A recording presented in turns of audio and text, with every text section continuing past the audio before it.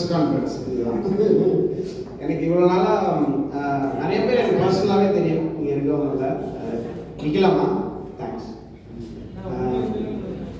எனக்கு பர்சனலாக நிறைய பேர் உங்களை நிறைய பேர் தெரியும். அண்ட் இவ்வளோ வருஷமாக வந்து எனக்கு இவ்வளோ சப்போர்ட் அண்ட் லவ் நீங்கள் கொடுத்துருக்கீங்க. உங்களோட நிறையா ஆர்டிகல்ஸ் பார்த்துருக்கேன், நிறையா ரொம்ப கன்ஸ்ட்ரக்டிவான கிரிட்டிசிசம் பார்த்துருக்கேன். டெய்லி இதை படித்து நம்மளுடைய பர்சனலாகவும் மியூசிக்கும் நல்லா இம்ப்ரூவ் பண்ணுறதுக்கு ஒரு மிகப்பெரிய ஒரு பிளாட்ஃபார்மாக நீங்கள் அமைஞ்சிருக்கீங்க. அது ரொம்ப நன்றி. நிறைய படங்கள் எனக்கு பிடிச்ச படங்கள் உங்களுக்கு பிடிச்சிருந்தா சொல்லுங்கன்னு சொல்லி அது மாதிரி லிட்ரலி வந்து ஒரு new generation of directors, musicians எல்லாருக்கும் நீங்கள் ஒரு பெரிய சப்போர்ட் பண்ணியிருக்கீங்க. அதுக்கு ஃபர்ஸ்ட் பர்சனலி நீங்கள் இது ரிலீஸ் பண்ணுறீங்களா இல்லையோ அது சொல்லணும்னு நினச்சேன். அது ரொம்ப ரொம்ப நன்றி. அண்ட் இந்த நீயே ஒளி கான்சர்ட் வந்து இது வந்து என்னை பற்றி மட்டும் கிடையாது. இப்போ அரினாவில் பர்ஃபார்ம் பண்ணுறது அப்படின்றது குளோபலாகவே அது ஒரு நார்ம் தான். ஃபஸ்ட் டைம் அப்படின்றதெல்லாம் கிடையாது. அப்படி தான் நடந்துட்டு இருக்கு கான்சர்ட்ஸ். ஏன்னா ஒரு மிகப்பெரிய ஆடியன்ஸ் வந்து ஒரே இடத்துல சேர்ந்து எக்ஸ்பீரியன்ஸ் பண்ண முடியும். அண்ட் ஒரு கண்ட்ரோல் என்விரான்மெண்ட் இருக்கும். நம்ம ரொம்ப சேஃபான கான்சர்ட் நடத்த முடியும். ஒரு அரினாவில் பண்ணும்போது கேட்ஸ் இருக்கும், இன்ஃப்ராஸ்ட்ரக்சர் இருக்கும். பார்க்குறப்ப இந்த மாதிரி ஒரு ஹால் கூட இருக்காது. நீங்கள் ஒரு ஓப்பன் ஒரு கிரவுண்டில் போய் நீங்கள் நடத்தணும்னா இது மாதிரி க்ரியேட் பண்ணுறதுக்கே கிட்டத்தட்ட ஒரு 2 வாரம் நீங்கள் ஒர்க் பண்ண வேண்டியிருக்கும். ஸோ இன்ஃப்ராஸ்ட்ரக்சர் கண்டிப்பாக இருக்கும். அண்ட் இந்த நீயே ஒளி கான்சர்ட்டுக்கு அப்புறமா எல்லா கம்போசர்ஸும் இந்த மாதிரி வென்யூஸ்க்கு வந்து பெர்ஃபார்ம் பண்ணுறதுக்கு ஒரு ஸ்டார்டிங் பாயிண்டாக இருக்கும். அது இவ்வளோ யங் ஏஜில் இதை அவங்க அச்சீவ் பண்ணதுக்கு ரொம்ப ரொம்ப கங்க்ராச்சுலேஷன்ஸ் மேக்கிங் மூமெண்ட்ஸ். எனக்கு என்னோட பிக்கெஸ்ட் டேக்அவே இந்த கான்சர்ட்டில் இவங்க பண்ணதில் இந்த அரினா வந்து ஓப்பன் பண்ணது தான். அண்ட் இதுக்கப்புறம் அவங்க they are ready to provide this arena. அதனால இந்த கான்சர்ட் வந்து very entertaining and very safe and very green கான்சர்ட்டாக இருக்கும். சும்மா பேச்சுவார்த்தைக்கு மட்டும் இல்லை, அதில் என்ன ரொம்ப டீட்டெயிலாக என்னென்ன பண்ணுன்றதுல ஃபஸ்ட்டு டேலேருந்து நானுமே இன்வால்வாக இருந்திருக்கேன். என்னோடய ஃபஸ்ட்டு டிஸ்கஷனே வந்து இங்கேருந்து ஐஏஎஸ் ஆஃபீஸர்ஸோட தான் இருந்தது. அதுக்கப்புறம் நான் மியூசிஷியன்ஸை மீட் பண்ணேன். இப்போ நானும் ஒரு ஸ்போர்ட்ஸ் பர்சன். நான் ரொம்ப கிரிக்கெட்டில் இருந்து 15 வருஷம் நான் டெய்லி கோச்சிங் போனவன். ஸோ எனக்கு இந்த டர்ஃப் எப்படி மெயின்டைன் பண்ணுவோம், அந்த டர்ஃபுக்கு நான் literally guarantee that it will be அப்படி ஏதாவது ஒரு சின்ன டேமேஜ் இருந்தாலும் ஃபுல்லாக நாங்கள் ரீலே பண்ணி தரோம்னு சொல்லியிருக்கோம். அந்த மாதிரி இது சென்னை வந்து லிட்ரலி எனக்கு வந்து ஒரு 10 இயர்ஸ் முன்னாடி நான் இன்னொரு ரோட்டில் தான் சுற்றிட்டு இருந்தேன். நாங்கள் எல்லாம் அந்த டீ கடையில் இருப்போம்.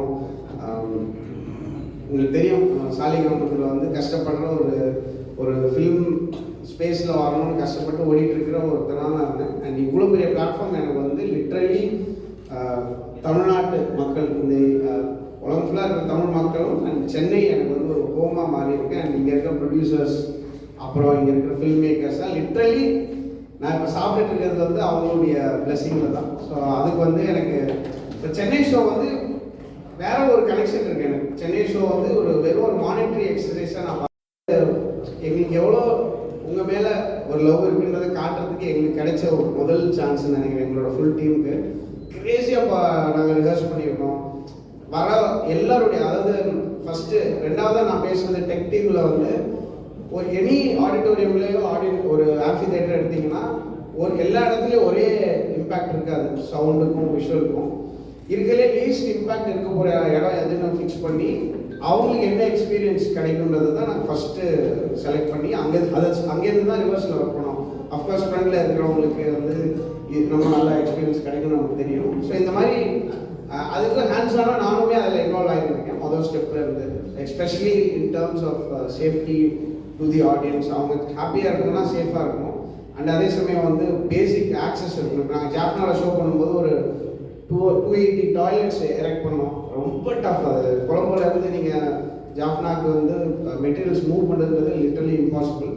ஸோ இந்த மாதிரி வென்யூஸில் வந்து சேஃப் ஆக்சஸ் டு வாட்டர், அதுக்கப்புறம் எதாவது சாப்பிட்றதுக்கு, நம்ம வரும்போது ஜாலியாக ஏதாவது பண்ணுறது, பொறிக்கிறது, அதுக்கப்புறம் தண்ணி குடி, பேசிக் இதுதான் வந்து நம்ம சென்னையிலலாம் ஹசல் பண்ணியிருக்கோம். ஸோ பேசிக் விஷயங்கள் தான் எதிர்பார்ப்பாங்க மக்கள். நானும் ஆடியன்ஸாக இருந்து பல அவார்ட் ஷோக்கு போய் 5 மணி நேரம் வெயிட் பண்ணி தண்ணி கூட குடிக்காமல் வீட்டுக்கு கப்பான்னு வந்து சாப்பிட்றதெல்லாம் எக்ஸ்பீரியன்ஸ் இருக்குது. அந்த எக்ஸ்பீரியன்ஸை வந்து பெட்டராக நம்ம க்ரியேட் பண்ணணுன்றது ஒரு பேசிக் ரிக்குயர்மெண்ட்டாக நாங்கள் வச்சுருந்தோம். எல்லாத்துக்கும் தேங்க்யூ மேக்மோன்ஸ். And structural integrity.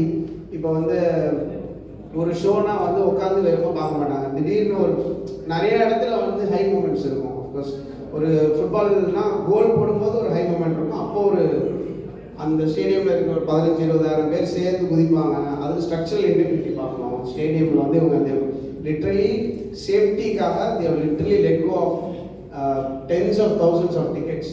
இப்போ மேலே அந்த இதில் வந்து ஒரு சின்ன ஒரு சேஃப்டி இஷ்யூ இருக்குமோ அப்படின்ற ஒரு கொஸ்டின் வந்ததுனால the lid of the entire top அந்த அந்த கான்கிரீட் ஸ்ட்ரக்சர்ஸ் இருந்தது இல்லையா, அதெல்லாம் வந்து பண்ணியிருக்காங்க. ஸோ இது வந்து லிட்ரலி வந்து இது ஒரு அந்த மியூசிக்கல் பர்ஃபார்மன்ஸ், அதை நம்ம கண்டிப்பாக அதை பற்றி பேசுவோம். அண்ட் அதை வந்து நம்ம team is one of the best bands இந்த வேர்ல்டு. நாங்கள் ரொம்ப நல்லா பர்ஃபார்ம் பண்ண போகிறோம், அதை நம்ம கண்டிப்பாக டீட்டெயிலாக பேசுவோம். அதுக்கு முன்னாடி வரவங்களுக்கு வந்து அவங்க வீட்டிலேருந்து கிளம்புனதுலேருந்து அந்த எக்ஸ்பீரியன்ஸ் ஆரம்பிக்கும்னு நான் நம்புகிறேன். ஏன்னா நான் வந்து 1000 ஷோஸ்க்கு மேலே நான் ஒரு இண்டிபெண்டன்ட் மியூசிஷியனாக வந்து பர்ஃபார்ம் பண்ணியிருக்கேன். அந்த 1000 ஷோவுமே மொக்க ஷோ தான் நான் பண்ணது. அதில் எனக்கு ஒரு ஷோவில் ஒரு ஆசை இருக்கும், இது இப்போ எப்படி இருந்திருக்கலாம், ஆடியன்ஸ் வந்திருக்கலாம், 4 பேர்லாம் வருவாங்க, நாங்களே போய் கூட்டிகிட்டு வருவோம். இப்போ பெசனைட் பீச்சில் அன்றைக்கி நம்ம பெர்ஃபார்ம் பண்ணியிருந்தோம், அங்கெல்லாம் வந்து 10 பேர் 20 பேர், நாங்களே ஒரு 5 பேர் வருவோம், மொத்தம் ஒரு 10 பேர் ஆடியன்ஸ் இருப்பாங்க. அப்படி பெர்ஃபார்ம் பண்ணி ரொம்ப ரொம்ப சின்ன சின்ன ஸ்டெப்ஸாக வச்சு இப்போ இந்த மாதிரி ஒரு அரீனா கிடைக்கும் போது அதனுடைய பொறுப்பு ரொம்ப ரொம்ப என் மேலே ஒரு பெரிய பொறுப்பு இருக்கிறதா நான் நினச்சி தான் இதை வந்து அங்கேருந்து தான் ஸ்டார்ட் பண்ணோம். வீட்டில் இருந்து கிளம்பி திருப்பி வீட்டுக்கு போனோம். ஸோ மெட்ரோ வந்து will have a long discussion. அந்த மெட்ரோவில் வந்து நான் என்ன சொன்னேன்னா, நானும் ட்ரெயினில் தான் வர போகிறேன். இந்த வீடியோ உங்களுக்கு பிடிச்சிருந்தா லைக் பண்ணுங்க, கமெண்ட் பண்ணுங்க, ஷேர் பண்ணுங்க, சப்ஸ்கிரைப் பண்ணுங்க.